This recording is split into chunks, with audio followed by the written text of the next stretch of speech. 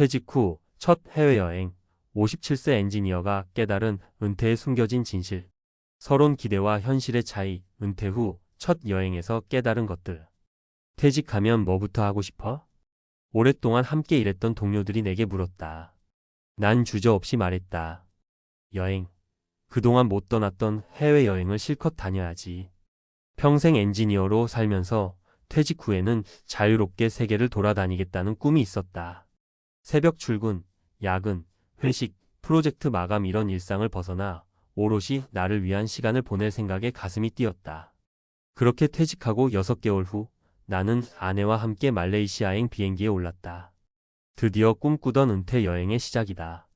들뜬 마음으로 떠났지만 그 여행에서 나는 전혀 예상치 못한 은퇴의 진실을 마주해야 했다. 1. 여유로운 여행은 돈과 체력이 받쳐줘야 한다. 공항에 도착하자마자 우리 부부는 지쳐버렸다. 기내에서의 좁은 좌석, 기다림, 무거운 짐 예전 같았으면 가뿐하게 넘겼을 일들이 이제는 달랐다. 호텔에 도착했을 때 피곤함이 밀려와 바로 눕고 싶었다. 문제는 다음 날부터였다. 나는 배낭 하나 메고 자유롭게 다니는 여행을 꿈꿨지만 현실은 달랐다. 몇 시간만 걸어도 다리가 아팠고 더운 날씨는 체력을 더 빨리 소진시켰다. 돈을 아끼려고 대중교통을 타려 했지만 무거운 짐을 들고 버스를 기다리는 게 쉽지 않았다. 결국 우리는 예상보다 훨씬 많은 돈을 택시와 가이드 투어에 쓰게 됐다. 첫 번째 깨달음. 은퇴 후 여행은 체력과 돈이 준비되어 있어야 한다. 건강하지 않으면 원하는 대로 다닐 수도 없다. 사례 1. 62세 김씨 부부의 생각보다 힘든 유럽 여행. 김씨 부부는 퇴직 후 꿈꾸던 유럽 배낭여행을 떠났다. 하지만 체력이 따라주지 않아 매일 피곤해 절어 제대로 관광을 즐길 수 없었다. 결국 예정된 여행을 줄이고 조기 귀국했다. 이후 부부는 건강을 우선 챙기기로 했고 다음 여행을 위해 체력 관리를 시작했다. 2. 혼자만의 시간은 외로움이 될 수도 있다. 여행 5일차. 우리는 쿠알라룸푸르의 한 카페에 앉아 있었다. 처음에는 경치도 좋고 음식도 맛있었지만 시간이 지나니 이상하게도 허전한 기분이 들었다.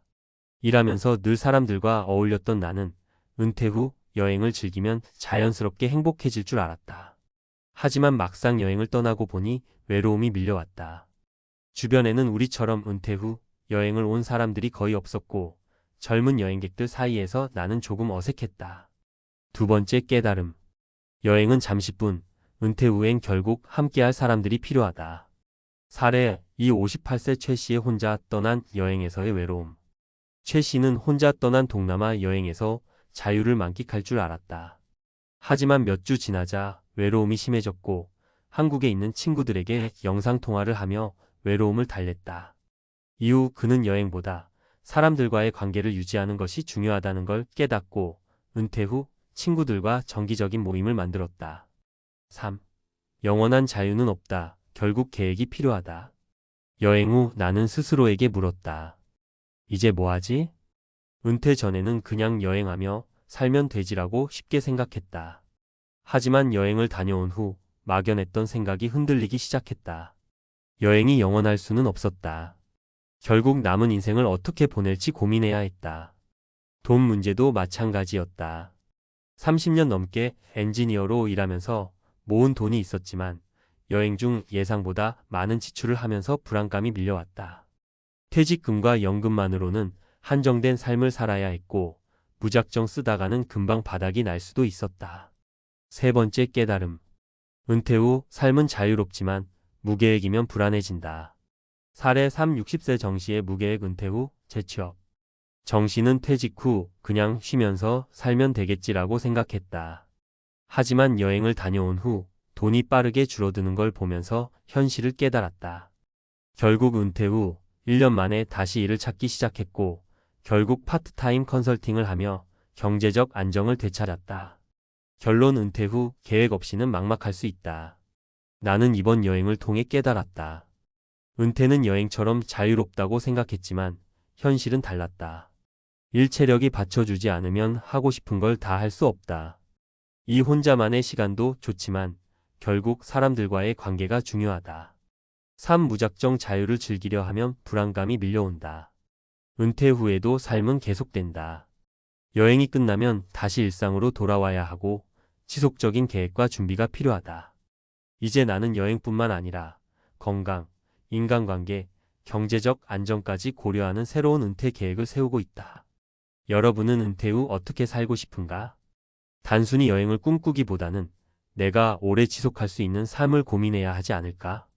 퇴직 후 첫 해외여행, 57세 엔지니어가 깨달은 은퇴에 숨겨진 진실. 2부. 여행 후 이제 무엇을 해야 할까? 서론 여행 후 찾아온 허탈감과 현실적인 고민. 여행을 마치고 집으로 돌아왔다. 비행기에서 내리는 순간 한동안 바쁘게 돌아다녔던 시간이 마치 꿈처럼 느껴졌다. 이제 진짜 은퇴 생활이 시작되는구나. 하지만 막상 집에 돌아오니 허전함이 밀려왔다. 여행 중에는 새로운 경험이 가득해서 몰랐지만 이제 다시 현실로 돌아와 생각할 시간이 생기니 불안감이 스멀스멀 올라왔다. 앞으로 남은 30년을 어떻게 살 것인가? 퇴직 전에는 은퇴하면 여행도 가고 쉬면서 살면 되지라고 생각했지만 이제는 막연한 기대만으로는 살 수 없다는 걸 깨달았다. 1. 리타이어먼트 블루즈 은퇴 후 찾아오는 우울감. 여행 후 몇 주가 지나자 우울감이 몰려왔다. 하루 종일 해야 할 일이 없고 내가 이제 무엇을 해야 하지? 라는 생각이 들었다. 이는 단순한 기분 탓이 아니라 실제로 많은 은퇴자들이 겪는 현상이다. 과학적 근거. 미국 심리학 회어 메로컨 사이컬라지컬 어소시에이션 APA에 따르면 은퇴 후 6개월에서 2년 사이에 많은 사람들이 우울감을 경험한다고 한다. 이는 리타이어먼트 블루즈라고 불리며 정체성의 상실, 사회적 고립, 삶의 목표 부재 등이 원인이 된다. 실제 사례 1. 58세 박 씨의 은퇴 후 무기력감. 박 씨는 30년간 대기업에서 엔지니어로 일했다. 퇴직 후 자유를 만끽하려 했지만 오히려 해야 할 일이 없는 공허함에 빠졌다. 그는 결국 심리 상담을 받고 꾸준한 일정 독서, 운동, 동호회 활동 등을 만들어가며 점차 회복할 수 있었다. 해결책. 일정한 루틴 만들기 운동, 독서, 취미, 봉사활동. 사회적 연결 유지하기 친구, 가족, 동호회. 목표 설정하기 작은 프로젝트부터 시작. 2. 인지 기능 저하, 새로운 도전이 뇌 건강을 지킨다. 은퇴 후 시간이 많아진 것은 좋지만 매일 같은 패턴으로 생활하다 보면 뇌도 점차 둔해진다. 연구에 따르면 뇌를 계속 자극하지 않으면 기억력과 문제 해결 능력이 감소할 가능성이 크다. 과학적 근거. 하버드 의과대학 하버드 메디컬 스쿨 연구에 따르면 은퇴 후 새로운 도전을 하지 않으면 해마이포 캠퍼스, 기억을 담당하는 뇌 영역의 활동이 줄어들고 치매 위험이 증가할 수 있다. 실제 사례 이 60세 이 씨의 퇴직 후 치매 초기 증상. 이 씨는 60세의 퇴직 후 TV를 보며 시간을 보내다 보니 점차 기억력이 감퇴하는 걸 느꼈다. 이후 그는 스스로 문제를 해결하기 위해 새로운 외국어를 배우고 온라인 강의를 들으며 뇌를 자극했다. 결과적으로 집중력과 기억력이 크게 개선되었다. 해결책. 새로운 기술이나 언어 배우기, 퍼즐, 독서, 글쓰기 등으로 뇌 자극. 지속적인 사회적 활동 유지하기. 3. 은퇴 후 경제 불안, 지속 가능한 수입원이 필요하다. 여행 중에는 돈을 쓰는 일이 많았다. 처음에는 이 정도는 괜찮겠지 했지만 예상보다 빠른 속도로 줄어드는 통장을 보니 불안감이 들었다. 앞으로 30년을 이 돈으로 버틸 수 있을까? 이제야 진짜 현실이 보이기 시작했다. 단순한 여행 비용이 아니라 의료비, 생활비, 예측하지 못한 지출까지 감안하면 은퇴 자금이 충분하지 않을 가능성이 컸다. 과학적 근거. 미국 국립경제연구소 내셔널 뷰로 어브 에커나믹 리서치에 따르면 은퇴 후 1015년이 지나면 많은 사람들이 예상보다 빠르게 자산을 소비하게 된다. 따라서 지속적인 수입원을 유지하는 것이 안정적인 은퇴 생활을 위해 필수적이다. 실제 사례 3. 62세 최 씨의 퇴직 후 재정위기. 최 씨는 퇴직 후 여행과 여유로운 생활을 하다 보니 예상보다 빠르게 돈이 줄어들었다. 결국 그는 은퇴 후 3년 만에 다시 일자리를 구해야 했고 퇴직 전 미리 계획을 세웠다면 훨씬 나았을 것이라고 후회했다. 해결책. 은퇴 후에도 소득을 창출할 수 있는 방법 고민하기 부동산, 투자, 온라인 강의, 컨설팅 등 생활비 조정 및 절약 습관 들이기, 연금 및 퇴직금 운용 계획 재정비. 결론 여행 후 진짜 은퇴 준비가 시작된다. 여행은 은퇴 생활의 일부일 뿐, 은퇴 후 인생 전체를 해결해 주지는 않는다. 나는 여행을 통해 새로운 경험을 했지만, 동시에 은퇴 후 현실을 마주하게 되었다. 여기서 얻은 가장 중요한 깨달음. 1. 자유로운 생활을 즐기기 위해서는 계획된 일정과 목표가 필요하다. 2. 뇌 건강을 지키려면 새로운 도전을 계속해야 한다. 3. 은퇴 후에도 지속적인 경제활동이 필요하다. 이제는 어떻게 살 것인가? 나는 단순히 쉬면서 사는 은퇴가 아닌 계속 성장하는 은퇴를 목표로 잡았다. 운동을 시작하고 글을 쓰고 작은 수입을 만들 수 있는 프로젝트를 준비했다. 그리고 무엇보다 미래를 위해 미리 계획하는 것이 가장 중요하다는 사실을 깨달았다. 여러분은 은퇴 후 어떤 삶을 살고 싶은가? 단순한 여행이 아닌 지속 가능한 행복을 위한 준비를 지금부터 시작해야 하지 않을까? 같은 60년 대생인데 저 친구는 매달 연금이 200만 원이나 나온다는데 나는 50이 고작입니다. 우리 둘이 같이 학교 다녔고 비슷한 동네에서 자랐고 예전엔 소주 한 잔 기울이며 우리 나이 되면 이제 좀 쉬자던 이야기까지 나눴던 사이인데 이제 와서 이렇게 차이가 나니 괜히 마음이 씁쓸해지더라고요. 많은 분들이 공감하실 거예요. 은퇴 후가 되면 돈 이야기가 더 민감해집니다. 그동안 안 친하던 친구랑도 너 얼마 받냐? 하고 슬쩍 물어보고 막상 들으면 속상해지고 나는 왜 이렇게 준비가 안 됐을까? 하는 자책도 들죠. 특히 연금 이야기는 가슴을 후벼 팝니다. 월 50만 원이면 병원비나 약값으로도 부족한데 200만 원 받는 친구는 해외여행도 가고 손주 용돈도 팍팍 줍니다. 이 글에서는 이런 연금 불평등이 왜 생기는지 그리고 지금이라도 어떻게 대비할 수 있을지 이야기해 보려고 해요. 어렵지 않게 편하게 그렇지만 현실적으로요. 첫 번째 이야기입니다. 제 친구 어씨는 대기업에 30년을 다녔어요. 한 직장에서 꼬박꼬박 30년을 채우면 퇴직금도 크지만 확정급 여디비용 퇴직연금이든 개인연금이든 준비가 차곡차곡 됩니다.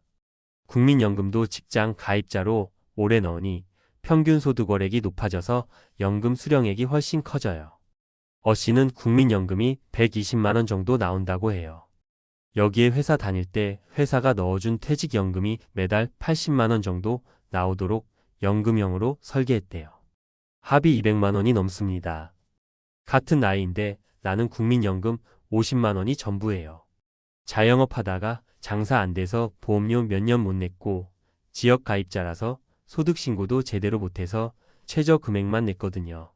사정이 안 좋을 땐 아예 납부예외 신청을 하기도 했고요. 이게 현실이에요. 똑같이 60년 대생이라도 직장 생활을 안정적으로 한 사람과 자영업 비정규직 실업을 거친 사람의 노후 소득은 하늘과 땅 차이가 납니다. 두 번째 사례입니다. B씨 부부는 국민연금을 30년 넘게 꼬박꼬박 넣었어요. 남편은 공기업 근무, 아내는 기간제 교사였는데 둘 다 50대 후반까지 일했죠. 국민연금 예상 수령액이 부부 합산 220만 원 정도 된다고 해요. 이 부부는 젊을 때 살림이 넉넉하지는 않았대요. 아이들 학원비 때문에 허리 휘고 맞벌이라 집안일도 전쟁이었죠. 그래도 이거라도 넣어야 늙어서 굶지 않는다며 국민연금 보험료는 최우선으로 냈다고 합니다. 비슷한 시기에 결혼한 C씨 부부는 좀 달랐습니다. 남편이 40대에 명퇴하고 재취업이 잘 안 됐어요. 국민연금 보험료를 못 내거나 납부 예외를 걸어버린 기간이 길어졌습니다. 아내도 전업주부라 보험료를 안 냈어요. 결국 둘 다 60세가 넘으니 받을 연금이 합쳐도 60만 원이 안 돼요. 친구네는 여행도 가고 우리는 전기세 걱정한다며 속상해하지만 사실 30년 넘게 꾸준히 넣은 집이랑 10년 넘게 끊긴 집이랑 받는 게 같으면 그게 더 불공정하죠. 연금 제도가 그렇게 설계되어 있으니까요. 세 번째 사례는 D씨 이야기입니다. D씨는 60세에 퇴직 후 고향으로 내려가서 소규모 농사를 짓고 있어요. 도시 살 때는 자영업했는데 IMF 이후 매출이 쪼그라들어 국민연금을 많이 못 넣었습니다. 겨우 10년 정도만 채웠는데 납입 금액도 적어서 매달 30만 원 정도밖에 안 나와요. 그나마 다행인 건 D씨가 50대 중반부터 소득이 불안하자 노후가 너무 막막하다고 느끼고 개인연금을 하나 들어둔 거예요. 매달 10만 원 넣는 걸 10년간 유지해 놔서 지금 매달 20만 원 정도 받습니다. 합치면 50만 원이죠. 그래도 이거라도 넣어놔서 다행이지라고 말하지만 사실 50만 원으로는 생활비가 택도 없습니다. 전기료, 통신비, 간단한 반찬값 하면 끝이에요. 농사지은 채소 먹고 정부의 기초연금이건 따로 신청해 받을 수 있지만 소득 재산 따라 감액됩니다.를 조금 더 받는 게 전부입니다. D씨는 자식에게 손 벌리기는 죽기보다 싫다고 말하지만 현실은 빠듯합니다. 이렇게 보시면 느껴지실 거예요. 연금 불평등은 갑자기 하늘에서 뚝 떨어진 게 아니에요. 평생의 고용 형태, 소득 수준, 납부 기간이 고스란히 반영된 결과죠. 직장을 오래 다닌 친구는 회사가 절반 내주는 보험료 덕에 부담이 덜했어요. 자영업자나 임시직은 혼자 전액을 내야 했고 어려우면 납부를 끊거나 줄였습니다. 그 차이가 60대, 70대에 와서 너무 잔인할 만큼 크게 벌어지는 거예요. 이걸 어떻게든 메우려면 늦더라도 지금부터라도 뭘 해야 합니다. 우선 국민연금이 부족하다면 기초연금소득 하위 70%면 만 65세부터 월 3,040만 원 받을 자격을 꼭 챙기세요. 신청 안 하면 못 받습니다. 또 하나, 지금 소득이 조금이라도 있다면 개인연금이나 IRP 개인형 퇴직연금 같은 장치를 활용해 보세요. 세액 공제 혜택이 커서 부담이 줄어요. 매달 10만 원이라도 넣으면 노후에 훨씬 도움이 됩니다. 마지막으로 퇴직연금이 있는 분들은 무조건 일시금 대신 연금형으로 받는 걸 고민해 보세요.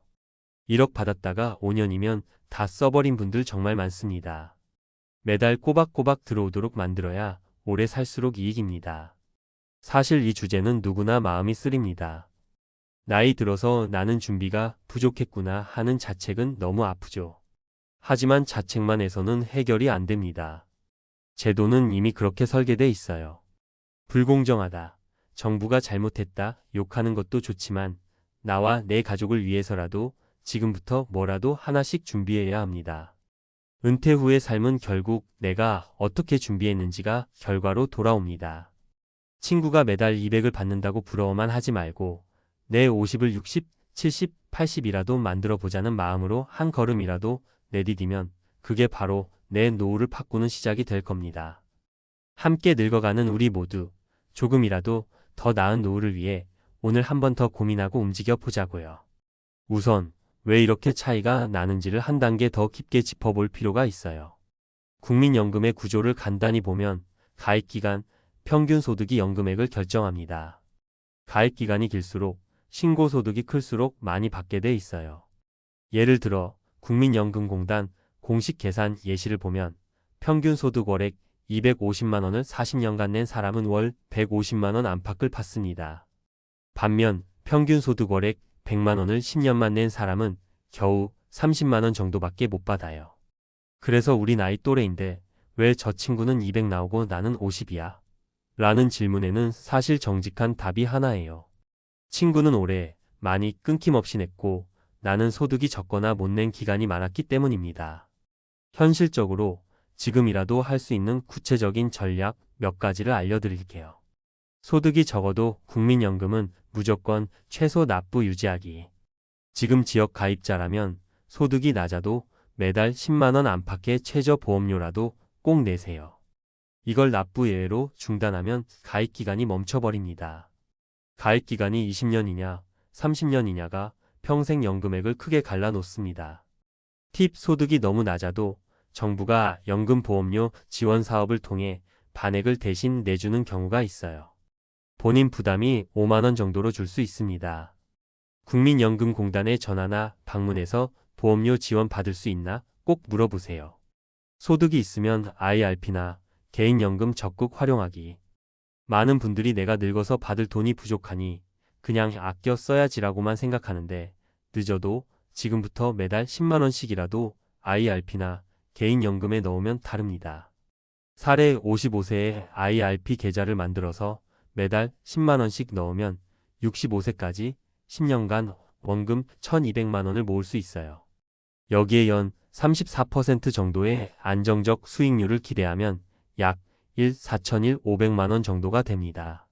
매달 연금으로 나눠 받으면 부족하더라도 보탬이 되죠. 세액 공제 혜택도 큽니다. 연간 700만 원까지 납입액의 13.16, 5%를 세액 공제로 돌려받을 수 있어요. 즉 매달 10만 원 넣으면 연말정산에서 16만 원 정도를 현금처럼 환급받습니다. 퇴직연금은 무조건 연금 수령 선택하기. 많이들 퇴직금이나 퇴직연금을 일시금으로 받아서 빚 갚고 아이 결혼자금 주고 차 사고 나면 끝납니다. 은퇴 초기에 이제 좀 써야지 하고 써버리면 5년 안에 다 떨어져요. 전문가 팁 퇴직연금 받으실 때는 무조건 연금형 수령을 선택하세요. IRP로 옮겨서 55세 이후부터 매달 나눠 받으면 세금이 3.3%, 5.5%로 크게 줄어 일시금으로 받으면 퇴직소득세율이 훨씬 큽니다. 무엇보다 돈이 한 번에 사라질 위험을 줄입니다. 기초연금 반드시 챙기기. 만 65세가 되면 소득 하위 70% 노인은 기초연금을 받을 수 있습니다. 2025년 기준으로 단독 가구는 최대 월 40만 원 정도가 됩니다. 부부라면 각각 받을 수 있지만 소득 재산에 따라 감액될 수도 있어요. 중요한 포인트는 신청해야만 받을 수 있다는 점이에요. 자동으로 주는 게 아니어서 많은 분들이 놓칩니다. 국민연금공단이나 주민센터 가서 꼭 신청하세요. 납부 예외 기간, 이미 가입 추납 제도로 메우기. 국민연금의 매력 중 하나는 추납이에요. 과거에 돈이 없어서 못 낸 기간이 있다면 지금이라도 그 기간의 보험료를 뒤늦게 납부할 수 있습니다. 예시 40세 때 5년간 납부 예외 상태였던 사람이 55세가 되어 추납으로 5년치 보험료를 한꺼번에 냅니다. 그러면 국민연금 가입 기간이 5년 늘어나고 평생연금액이 매달 수만 원 이상 올라갑니다. 현실적인 팁 추납할 돈이 한꺼번에 없다면 분할 납부 신청도 가능합니다. 늦게 받을수록 유리한 국민연금의 연기연금. 국민연금은 60세부터 신청 가능하지만 최대 5년까지 연기하면 월 지급액이 최대 36%까지 더 올라갑니다.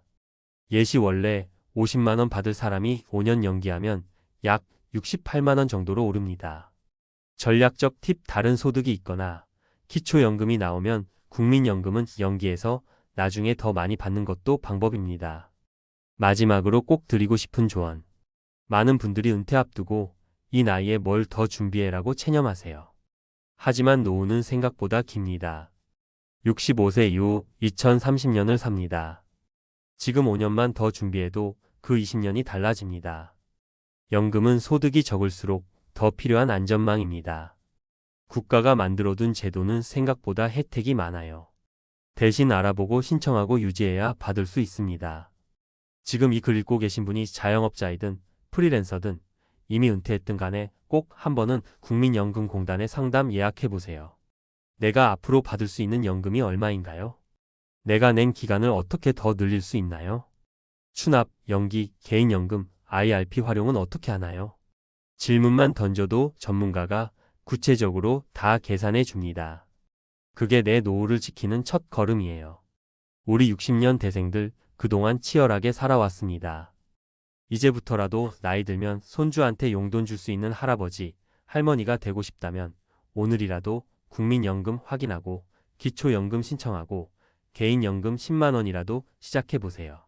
내 노후는 남이 챙겨주지 않으니까요. 오늘 준비한 게 내일을 바꿉니다. 우리 그렇게 조금씩이라도 같이 바꿔갑시다. 자, 오늘은 조금 마음 아픈 이야기로 시작할게요. 나는 여행으로 늙고 싶다. 평생의 꿈이었던 62세 김도훈님 이야기예요.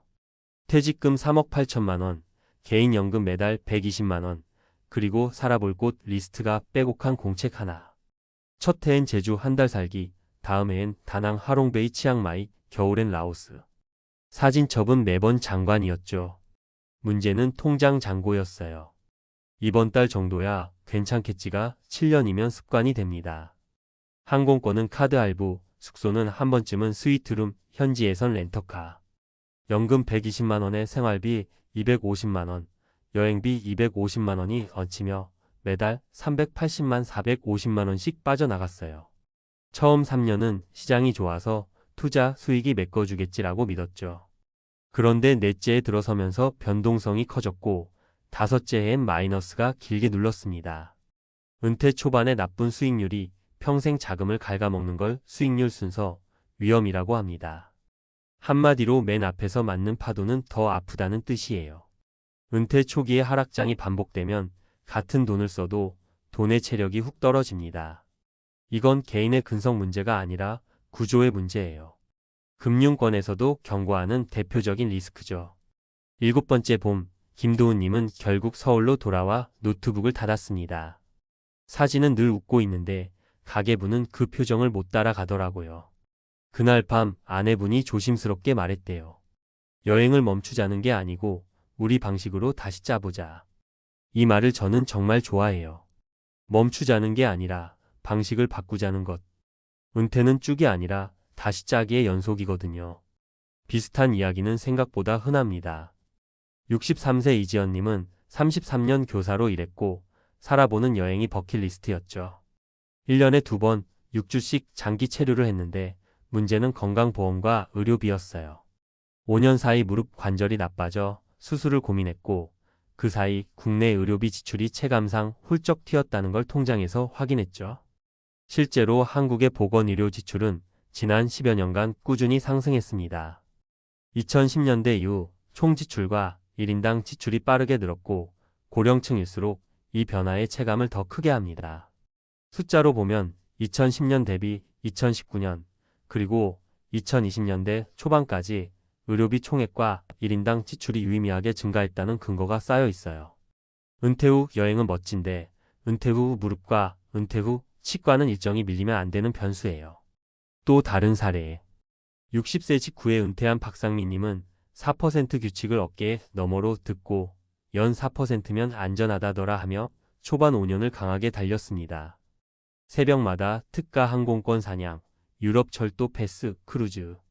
그런데 30년이 아니라 40년짜리 은퇴라면 그리고 초반 57년의 시장이 휘청거린다면 같은 4%라도 성공 확률이 낮아질 수 있습니다. 최근까지 업데이트된 분석을 보면 34% 구간이 비교적 보수적인 안전지대로 평가되고 기간이 길어질수록 보수적인 설정이 유리하다는 결론이 반복해서 제시돼요. 요점은 룰보다 맥락입니다.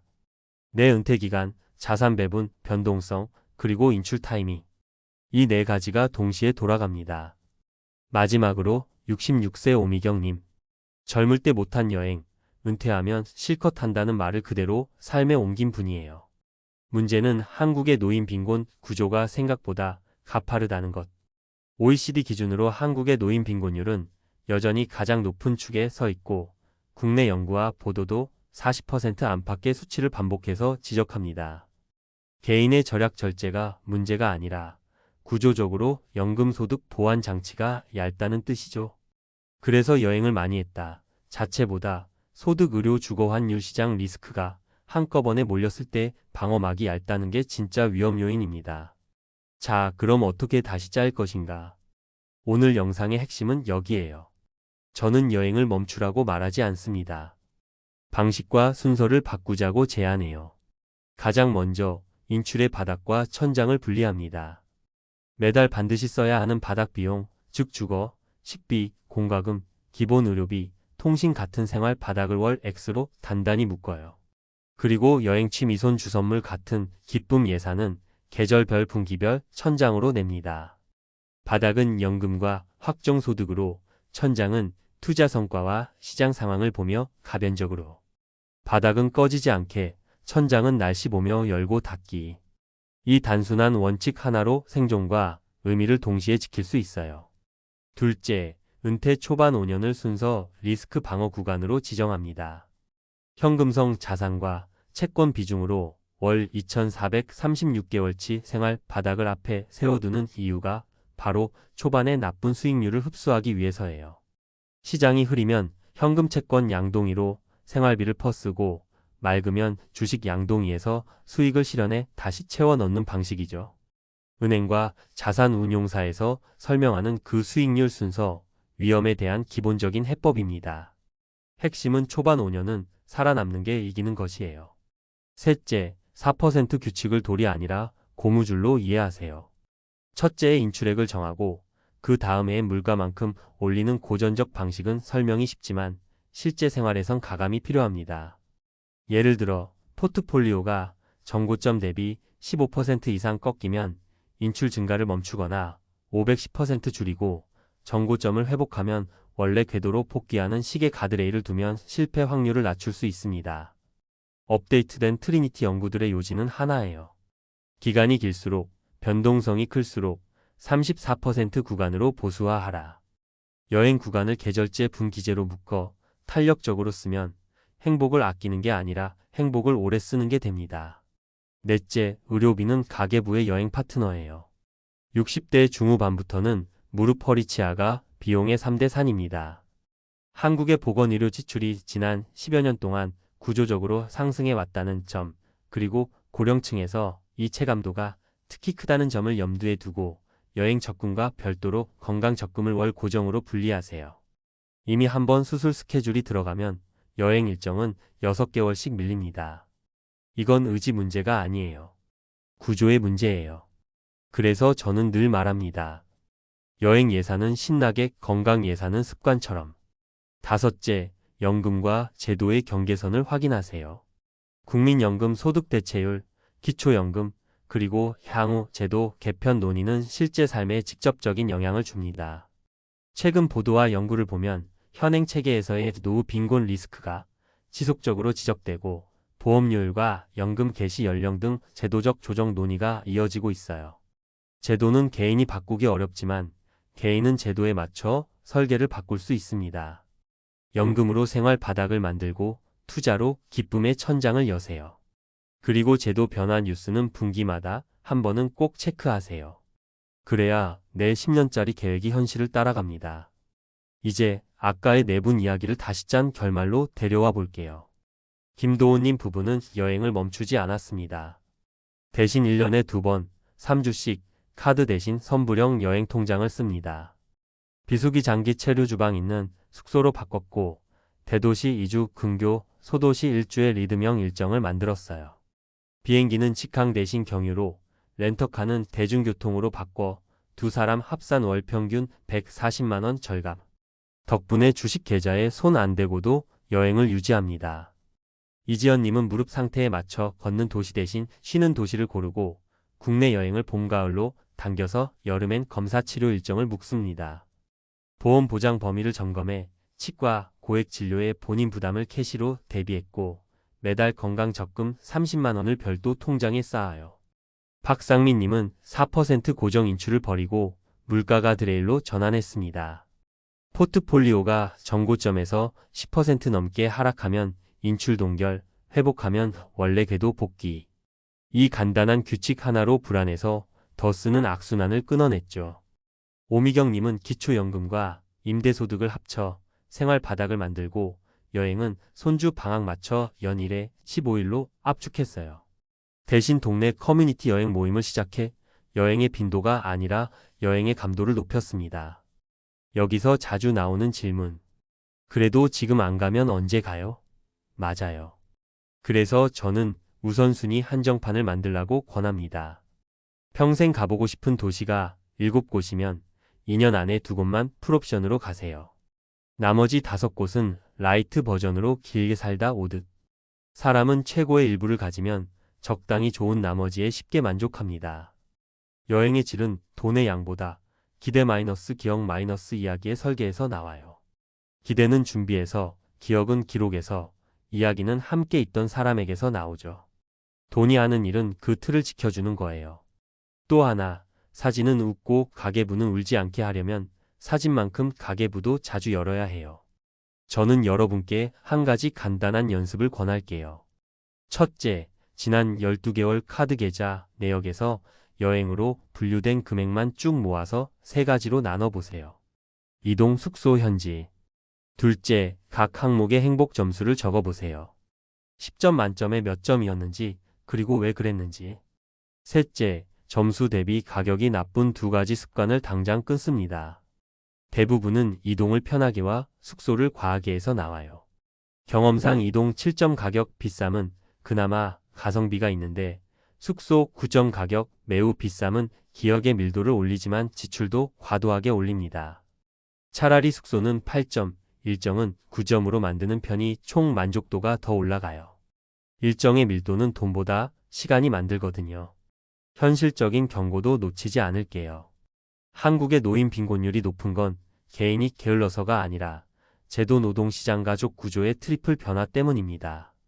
그래서 여러분이 지금 하고 있는 절약이나 설계가 별거 아닌 일처럼 느껴져도 사실은 구조를 거스르는 용기예요. 데이터는 냉정하지만 선택은 따뜻할 수 있습니다. 퇴직의 공백기에 작은 수입의 끈을 하나 만들어두는 것도 유효합니다. 가르치기 쓰기, 안내하기, 동네에서 필요한 걸 도와주기. 월 30만 원, 50만 원의 소득이 기쁨 예산을 지켜줍니다. 제도는 천천히 움직이지만 내 통장의 리듬은 오늘 바꿀 수 있어요. 여행을 사랑하는 분들께 마지막으로 전하고 싶은 말. 여행은 행복의 증류액이고 가계부는 행복의 용기다. 용기가 깨지면 증류액은 바닥으로 흘러요. 용기를 단단히 하고 증류액은 조금씩 오래 마십시다. 방법은 명확해요. 생활의 바닥을 연금과 확정소득으로 고정하고 여행의 천장은 시장과 건강에 맞춰 늘렸다 줄였다. 은퇴 초반 5년은 수익률 순서의 파도를 피하기 위해 현금 채권 방패를 들고 4% 규칙은 룰이 아니라 고무줄이라고 이해하기. 의료비는 가계부의 여행 파트너로 대우하고 제도 변화는 분기마다 체크하기. 그렇게 하면 은퇴 후 7년간 여행만 다닌 60대 결국 빈털털이라는 제목은 남의 얘기 혹은 과거의 얘기가 됩니다. 여러분의 제목은 이렇게 바뀔 거예요. 은퇴 후 20년 여행을 멈추지 않고도 통장도 지킨 비결. 오늘 영상은 여기까지예요. 끝으로 혹시 자신의 숫자를 한번 점검하고 싶다면 지금 당장 휴대폰 메모장에 3줄만 적어보세요. 생활 바닥 만원, 여행 천장 분기당 만원, 초반 방패 생활 바닥 개월. 이 3줄이 준비되면 내일 뜨는 항공권 특가도 겁나지 않습니다. 여행은 잠시 멈추는 게 아니라 내 삶의 속도에 맞춰 다시 짜는 거니까요. 그리고 그 속도를 조절하는 손은 언제나 여러분 손에 있습니다. 먼저 가장 중요한 건 여행 예산을 따로 떼어 관리하는 것이에요. 많은 분들이 연금이나 생활비 통장에서 바로 항공권을 결제하다 보니 생활비와 여행비가 뒤섞여서 통제력을 잃습니다. 전문가들이 추천하는 방법은 여행 전용 통장을 만드는 거예요. 예를 들어 한 달에 50만 원씩 따로 모으면 1년이면 600만 원이 되죠. 이 돈 안에서만 항공권, 숙소, 현지 교통을 해결하는 겁니다. 만약 이 한도를 넘어가면 이번엔 줄이자라는 신호로 받아들여야 하고요. 실제로 재무설계 현장에서 이 방법을 실천한 분들은 불필요한 과소비가 크게 줄었다는 피드백을 많이 줍니다. 두 번째는 환율 관리예요. 은퇴자 여행의 큰 변수 중 하나가 바로 환율입니다. 원달러 환율이 1,100원일 때와 1,400원일 때 지출 체감은 어마어마하게 달라져요. 특히 장기 체류를 계획하는 분들은 환율이 높은 시기에 항공권과 숙소비를 결제하면 2030%가 더 나가기도 합니다. 그래서 팁을 드리자면 환율이 낮을 때 미리 환전을 조금씩 해두거나 해외 직구처럼 달러 결제가 많은 사람이라면 달러 예금 통장을 만들어 두는 것도 좋아요. 이렇게 하면 불필요한 환율 변동 위험을 줄일 수 있습니다. 세 번째는 의료비와 여행비의 균형입니다. 여행은 행복을 주지만 건강이 무너지면 모든 계획이 멈춥니다. 실제 통계를 보면 60대 후반 이후 의료비 지출은 평균적으로 연간 300만 원에서 500만 원까지 치솟는 경우가 많습니다. 그러니 여행 적금과 별도로 건강 적금을 매달 최소 2,030만 원씩 따로 적립하는 걸 추천해요. 한 달에 커피 몇 잔 덜 마신다 생각하면 되는데 이 돈이 나중에 MRI, 치과 임플란트, 관절 치료비 같은 예상 못한 지출을 버텨주는 든든한 방패가 됩니다. 여행 1원 더 쓰자는 결정은 쉽지만 건강비를 깎자는 결정은 치명적이거든요. 네 번째, 초반 5년의 전략을 꼭 기억하세요. 은퇴 초기 5년은 말 그대로 황금기이자 동시에 가장 위험한 시기예요. 금융학에서 말하는 수익률 순서 위험 때문에 이 시기에 큰 지출이나 나쁜 투자 수익률을 맞으면 이후 2030년 재정의 치명타가 됩니다. 그래서 초반 5년은 지출 조절 모드로 들어가야 해요. 여행을 아예 포기하라는 게 아니라 짧고 가볍게, 그리고 생활비는 가급적 고정된 연금형 금성 자산으로 충당하는 겁니다. 예를 들어 은퇴 직후 바로 유럽 한 달 살기보다 국내 제주 한 달 살기로 시작하는 게 훨씬 안정적이에요. 5년이 지나고 재정의 흐름이 안정되면 그때 조금씩 여행 반경을 넓혀도 늦지 않습니다. 다섯 번째는 인출률 조절입니다. 흔히들 4% 규칙을 이야기하지만 실제로는 개인 상황에 맞게 3%에서 4% 사이로 조절하는 게 안전합니다.